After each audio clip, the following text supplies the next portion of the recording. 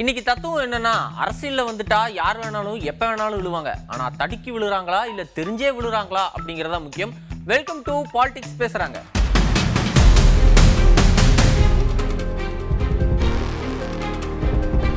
தாவேக தலைவர் விஜய் கீழே விழுந்தார் அப்படின்னு தலைப்பு வச்சு நிறைய நியூஸ் வந்துச்சு. என்னாச்சு ஏதாச்சுன்னு அப்படின்னு பார்த்தா, மலேசியால ஜனநாயகன் ஆடியோ லான்ச் முடிச்சுட்டு சென்னை திரும்பி இருக்காரு. விஜய் அவரை பார்க்க அவருடைய ரசிகர்கள் நிறைய பேர் ஏர்போர்ட்ல திரண்டிருந்திருக்காங்க. அந்த கூட்டத்தில் அவரை பாதுகாப்பா காவலர்கள் கூட்டிட்டு போய் கார்ல உட்கார வைக்க ட்ரை பண்ணியிருக்காங்க. அப்போ கார் கிட்ட லைட்டா தடுக்கி விழுந்திருக்காரு. உடனே அவரை பாதுகாவலர்கள் தாங்கி பிடிச்சு தூக்கி விட்டுருக்காங்க. இதுதான் நடந்திருக்கு.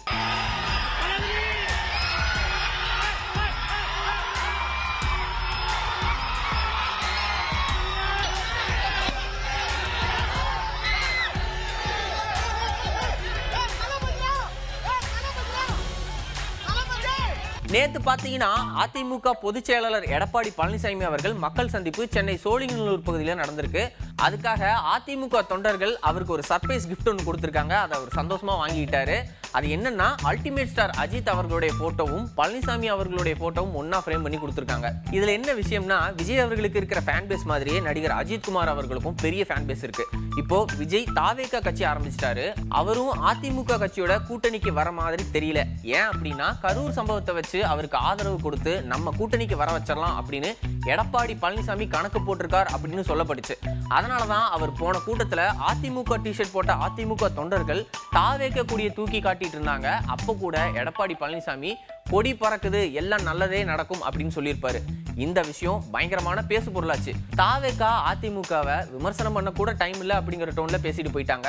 அஜித் ஃபேன்ஸை கவர் பண்ணிடலாம் அப்படின்னு இப்படி பண்றாங்க. இது அஜித் அவர்களுக்கு தெரியுமான்னு ஒரு பேச்சு அரசியல் வட்டாரத்துல அடிபட்டு இருக்கான்.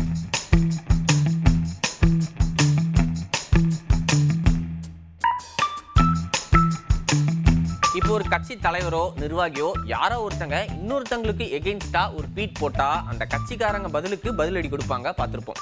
ஆனா தங்களோட கட்சிக்காரர் போட்ட ஒரு போஸ்டுக்கு அவரை அதே போஸ்ட்லயே போய் அதே கட்சிக்காரங்க பதிலடி கொடுத்து பார்த்திருக்கீங்களா? தமிழ்நாட்டோட கடன் பத்தி காங்கிரஸ் கட்சி நிர்வாகி பிரவீன் சக்கரவர்த்தி விமர்சனம் பண்ணி எக்ஸ் தளத்துல போஸ்ட் போட்டிருந்தாரு. அதுக்கு தமிழ்நாட்டை சேர்ந்த காங்கிரஸ் நிர்வாகிகள் அதே போஸ்ட்ல அவருக்கு ஹெவியா பதிலடி கொடுத்திருக்காங்க. திமுக சார்பா வெல்லும் பெண்கள் அப்படிங்கிற தலைப்புல 1.5 லட்சம் பெண்கள் பங்கேற்கிற மாநாடு இன்னைக்கு திருப்பூர் மாவட்டம் பல்லடத்துல நடந்திருக்கு. இதுக்கு முன்னாடி பிளைட்ல திமுக எம்பி கனிமொழி, தமிழச்சி தங்கப்பாண்டியன் இவங்க எல்லாம் வந்து போகும்போது அங்க கோஇன்சிடென்ஸா பாஜக தமிழிசை சவுந்தரராஜன் அவர்களை பார்த்திருக்காங்க. வெளியே தானே நம்மளாம் வேற பிளைட்ல நம்மளாம் பேசஞ்சர்ஸ் தானே அப்படின்னு போட்டோ எடுத்து வெல்லும் பெண்கள் அப்படின்னு தலைப்பு வச்சு போஸ்ட் போட்டிருக்காங்க. மாநாட்டுக்கு எப்படி ப்ரொமோஷன் பண்ணியிருக்காங்கன்னு பாத்தீங்களா? இந்த போஸ்டை தமிழிசை சவுந்தரராஜன் அவர்கள்ட்ட செய்தியாளர்கள் காட்டி கேள்வி கேட்டிருக்காங்க. அதுக்கு அவங்களுடைய ரியாக்ஷன். இல்ல அது அதாவது இந்த வைரல்லாம் ஒண்ணும் இல்லைங்க, வயிறு எரிஞ்சு அவங்க போடுறது. அது அமித்ஷா எங்க தலைவருங்க, அவர் என்னை கூப்பிட்டு பேசுறாரு. ஆக கூப்பிட்டு நான் மேடையில் ஏறி பேசும்பொழுது நாங்க பேசுறோம், அவ்வளவுதான். இதுல என்ன இருக்குன்னு நான் கேட்கிறேன். வெல்லும் தமிழ் பெண்கள்னா நாங்களும் தான் வெல்லுகின்ற தமிழ் பெண்கள். இந்தியா முழுசும் வெல்ல வைப்பது மரியாதைக்குரிய பாரத பிரதமர் அவர்கள் தான். சங்கினா யாரு தெரியுமா? என்ன பண்ணுவாங்கன்னு தெரியுமா? அட இவ்வளவு ஏன், தாவேக தலைவர் விஜய் கூட ஒரு சங்கி தான், அதுவும் சாங் சங்கியாமா. கேட்டுக்கோங்க. விஜய் வந்து நல்ல சாங் பாடினார், நல்ல சாங் சங்கி. விஜய் வந்து நல்ல சாங் பாடினார், நல்ல சாங் சங்கி. ஓப்பன் டிபேட்னு ஒன்று கூப்பிட்டீங்க, சரி ஓகே. வாங்கன்னு கூப்பிட்டா இல்ல டைம் இல்ல வேலை இருக்குன்னு சொல்றீங்க. இதுக்கு எதுக்கு கூப்பிடணும்? கூப்பிட்டு காரசாரமா எதிர்க்கட்சியை வாயடைக்க வைக்கலாம்ல அப்படின்னு கரெக்டா பாயிண்ட பிடிச்சி கேட்கறாங்க. ஓப்பன் டிபேட் ஒன்று கூப்பிட்டாரு அண்ணன் எடப்பாடியார், நான் வரேன்னாரு. உடனே சகோதரி கனிமொழி, அண்ணன் ஸ்டாலினுக்கெல்லாம் நேரம் இல்லை. உடனே RS பாரதி, நாங்கள்லாம் அதுக்கு வரோம். ஏன் ஓப்பன் டிபேட்டுக்கு கூப்பிடுறீங்க? ஓப்பன் டிபேட்டு கூப்பிட்டு ஏன் வேலை இருக்குன்றீங்க? ஏன் போய் சினிமா பக்கம் வேலை நேரம் இருக்குல்ல முதலமைச்சருக்கு, ஏன் ஓப்பன் டிபேட்டுக்கு வரல? வழக்கமா மலேசியால பிரதமர்கள், குடியரசுத் தலைவர்கள் இவங்களுக்கு தான் ரோட் ஷோக்கெல்லாம் அனுமதி கொடுத்துருக்காங்க. ஆனா முதல் தடவையா எங்க தளபதிக்கு அனுமதி கொடுத்துருக்காங்க. அப்போ எங்க தளபதி, அதுவும் வெற்றி தளபதியோட செல்வாக்க பார்த்துக்கோங்க அப்படின்னு சொல்றாரு தாவேக உயர்மட்ட குழு நிர்வாகியுடைய தலைமை ஒருங்கிணைப்பாளர் செங்கோட்டையன் அவர்கள். இதுவரையிலும் மலேசியாவை பொறுத்தவரையிலும் பிரதமர்கள், குடியரசுத் தலைவர்கள் மட்டும்தான் ரோட் ஷோ என்று சொல்வார்கள். இந்த முறை இவருக்கே ரோட் ஷோ போவதற்கு அனுமதி வழங்கப்பட்டிருக்கிறது. காங்கிரஸ் கட்சிக்காரங்க தாவேக கூட கூட்டணி வைக்கணும் அப்படின்னு ஆசைப்படுறாங்க, எல்லாம் ஓகே தான். ஆனா அது எங்கிட்ட சொல்லணும், எனக்கு தெரியாதே, நான் வெயிட் பண்ணிட்டு இருக்கேன். எங்கிட்ட சொன்னாதானே எஸ் ஆர் நோன்னு சொல்ல முடியுங்கிறாரு. காங்கிரஸ் நிர்வாகிகளோட கருத்து உங்களுடைய கவனத்துக்கு வந்தா என்ன முடிவு எடுப்பீங்க சார்? இன்னும் கவனத்திற்கு வரவில்லை. கவனத்திற்கு வந்தால்தான் அதற்கு பதிலளிக்க முடியும். நாங்க களத்துல இருக்கோமா இல்லையா அப்படின்னு நீங்க சொல்லக்கூடாது, நாங்களும் சொல்ல மாட்டோம், மக்கள் தான் சொல்லணும். அது மட்டும் இல்ல, உங்களுக்கு மட்டும் தான் கூட்டம் கூடுமா? வடிவேலு வந்தாலும் நயன்தாரா வந்தாலும் தான் கூட்டம் கூடும், நீங்க என்னங்க எங்களை கலாய்க்கிறது அப்படின்னு தாவேக்காவை தாக்குன்னு தாக்கியிருக்காரு முன்னாள் அமைச்சர் செல்லூர் ராஜு அவர்கள். இவர் விஜய்க்கெல்லாம் நான் பதில் சொல்ல வேண்டிய அவசியம் இல்லை. அவரை நான் கூட்டம் கூடுதுன்றக்காக இவரை காட்டிலும் நம்ம வடிவேலை கூட்டிட்டு போய் கூட்டம் நடத்துங்க. என்ன கூட்டம்? நயன்தாரா கூட்டிட்டு போங்க. நயன்தாரா கூட்டிட்டு போய் நாளைக்கு புரபகண்டா பண்ண சொல்லுங்க. கூட்டம் கூடத்தான் செய்யும், எல்லாரும் பார்க்கத்தான் செய்வாங்க. நடிகர் என்ன கூட்டம் கூடும்? தந்தையை எதிர்த்த மகன்கள் அப்படின்னு பாமக நிறுவனர் ராமதாஸ் தலைமையில் நடந்த செயற்குழு பொதுக்குழு கூட்டத்தில் அன்புமணி அவர்களுடைய மருமகன் சுகுந்தன் பேசியிருக்காரு. இதனால கண்கலங்கிய ராமதாஸ் உணர்ச்சி பெருக்கில் தொண்டர்கள் அப்படின்னு இன்னைக்கு கூட்டம் நடந்திருக்கு. அவுரங்கசீப்பில் இருந்து நம்ம அன்புமணி வரை பல பேர் இருக்கிறார்கள். அந்த அவுரங்கசீப் யாரும் கிடையாது. இந்த தாஜ்மஹால் கட்டினாப்புல ஷாஜகானோட அப்பா. அவனை ஜெயில போடுறான். எதுக்கு போடுறான்? பதவி வெறி, ஆட்சி அதிகாரத்தில் உட்கார வேண்டும் என்ற ஆணவம். அவரை ஒரு சின்ன ரூம்ல அடைச்சு வைக்கிறாங்களே. 1 வருஷம் இல்ல, 2 வருஷம் இல்ல, 8 வருஷம். அவரும் அந்த சின்ன ரூம்ல இருந்து நம்ம கட்டின தாஜ்மஹாலை ஜன்னல் வழியா பார்த்து அழுது 8 வருஷம் கழிச்சு செத்தும் போயிடுறார். இப்ப நான் இதை ஏன் சொல்றேன்னா, பதவி வெறி கண்ட மறைச்சா பெத்த தகப்பன் கூட எதிரியாதான் தெரியும். அவமானம் பண்றதுக்கு கை கூசான். உட்கட்சி பிரச்சனைகள் அதிகம் பேசப்பட்டாலும் கட்சியோட நிலைப்பாடு என்ன அப்படிங்கறத தெளிவா பேசியிருக்காங்க இந்த கூட்டத்துல. அதே மாதிரி கூட்டணி, ஆட்சியில் பங்கு, இப்படி பல விஷயங்கள் பேசப்பட்டிருக்கு. வரப்போற எலெக்ஷன்ல குறைஞ்சது 25 எம்எல்ஏக்களோட நம்ம ஐயா சட்டசபைக்குள்ள நுழைவார். நம்ம இழந்த சின்னம் அந்த மாம்பழம் மீண்டும் நம் கைக்கு வரும். இந்த கனவுல எங்க அம்மா என்னுடைய தாய் வந்தாங்க.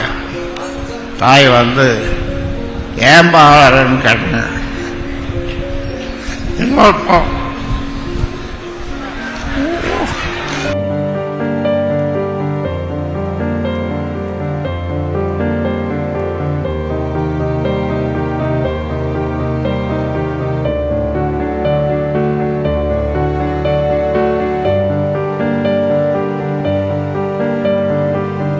அபத்தம், கேலி கூத்து, காமெடி எல்லாவற்றுக்கும் இவங்க சிறந்த உதாரணமாக இவங்க இருந்துருக்காங்க. கொங்கு மண்டலத்துல திமுகவுடைய பலம் 2026 எலெக்ஷன்ல எவ்வளவு ஸ்ட்ராங், போன தடவை மாதிரி இந்த தடவை ஆயிடக்கூடாதுன்னு பயங்கரமான ஏற்பாடுகள், முன்னெடுப்புகள் எல்லாம் பண்ணிட்டு இருக்காங்க. அதற்கான பொறுப்பாளர்கள் எல்லாம் நியமிச்சு வேலைகள் பரபரன்னு போயிட்டு இருக்கு. அதன் ஒரு பகுதியா திருப்பூர் மாவட்டம் பல்லடம் கிட்ட வெல்லும் தமிழ் பெண்கள் அப்படிங்கிற தலைப்புல பிரம்மாண்டமான மாநாடு எம்பி கனிமொழி அவர்கள் தலைமையில நடந்திருக்கு.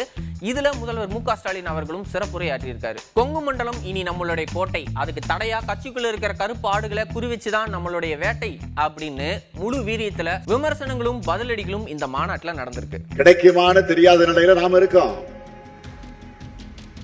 எதையாவது படிச்சாதானே இதெல்லாம் திரு பழனிசாமிகளுக்கு புரியும். கமலாலயத்தில் எழுதி கொடுக்கிற அறிக்கையை அதிமுக லெட்டர் பேட்ல வெளியிட்டு அத்தோட கதை முடிஞ்சிச்சு போயிடுறாரு. ஒருபடி மேல போய் பாஜக சங்கிகளை கூச்சப்படும் அளவுக்கு 100 நாள் வேலை திட்டத்தை அது ரத்துக்கு முட்டு கொடுத்து கட்டுறாரு, சுத்துறாரு. மறைந்த தேமுதிக தலைவர் விஜயகாந்த் அவர்களுடைய 2ஆம் ஆண்டு நினைவு தினம் நேற்று அனுசரிக்கப்பட்டிருக்கு. இதுக்கு பலதரப்பட்ட மக்கள், தொண்டர்கள், ரசிகர்கள், அரசியல் கட்சி தலைவர்கள், சினிமா துறையினர் இப்படி பலர் மரியாதை செலுத்தினாங்க. ஆனா அவர் மேல இருக்கிற மரியாதைக்காக சிலர் இருமுடி கட்டி எடுத்துட்டு வந்தாங்க, மொட்டை அடிச்சு அவரை தெய்வமா வணங்குறாங்க. அவங்க என்ன சொல்றாங்க அப்படிங்கிறத பார்க்கலாம். கேப்டன் மொட்டை அடிச்சிருக்கிறேன், 7 மொட்டை அடிச்சிட்டேன், வீடு கட்டினேன், வேண்டுதலை வச்சு வீடு கட்டிட்டேன். எனக்கு உயிரை விட மேல பிடிக்கும். இந்த நிமிஷம் என் உயிரே போனாலும் எனக்கு பத்தி கவலை. கேப்டன் அந்த அளவுக்கு எனக்கு பிடிக்கும். கேப்டன் சொல்லணும்னா கடலுக்கு மேலே தான் பிடிக்கும், கடலோட கம்மி. அந்த அளவுக்கு கேப்டன் மக்களுக்கு நிறைய உதவிகள் செஞ்சிருக்காரு. ஏன் நான் 18 வயசுலேயே நான் ரசிகர் மன்றம், கேப்டனுடைய ரசிகர் மன்றத்திலேருந்து இருக்கேன். இன்னைக்கு வயசே 50 ஆகுது நெருக்கி. அந்த விஷயத்தில் பார்க்கும்போது கேப்டன் நலிந்தவங்களுக்கு தையல் மிஷின் கொடுக்கறது, அன்னதானம் போடுறது, படிப்புக்கு பீஸ் கட்டுறது, அடுத்து லேப்டாப் வாங்கி கொடுக்கறது, ஒரு அரசாங்கத்தில் டேபிள் வாங்கி போடுறது, அரசாங்கத்துக்கு டிவி வாங்கி கொடுக்கறது, இப்படி நாங்கள் படிப்படியாக பார்த்துட்டு இருக்கோம். எங்கள் கட்சிக்காருக்கு பண்ணுறாரோ என்னமோ ஏழை மக்களுக்கு, கஷ்டப்படுறவங்களுக்கு எங்கே ஷூட்டிங் நடந்தாலும் எந்த இடத்துல கண்ணில் பட்டாலும் உடனே அவங்களுக்கு தர்மம் பண்றதுல கேப்டனுடைய ஒரு தாரக மந்திரம். இன்னைக்கு மாதிரியே நாளைக்கும் பாலிடிக்ஸ் பேசுறாங்களா, யார் யார் என்னென்ன பேசியிருக்காங்க அப்படிங்கிறத தொடர்ந்து பார்க்கலாம். நன்றி, வணக்கம்.